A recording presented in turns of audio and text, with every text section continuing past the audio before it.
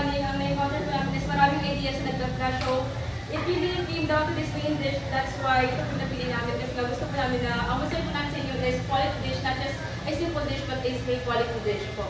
So, next one naman po sa marketing is medyo short po kami sa pera since marami po kaming pinagagastosan which is hindi na naman po ito, no? So, pero ang ginawa po namin is nag-amutan na lang po kami, nag-ipon kami para makakimot kami ng budget para po makagawa kami na itong dish.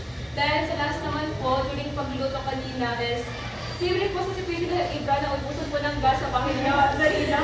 So, kailangan po namin mag-amutan para din po sa bitin kasi masyadong mahal ang gas na yung malaki. So, that's all po. Thank you everyone.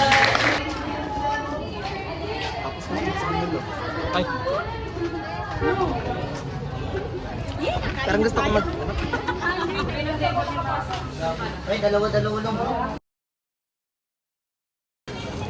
Tapos na rin, finally.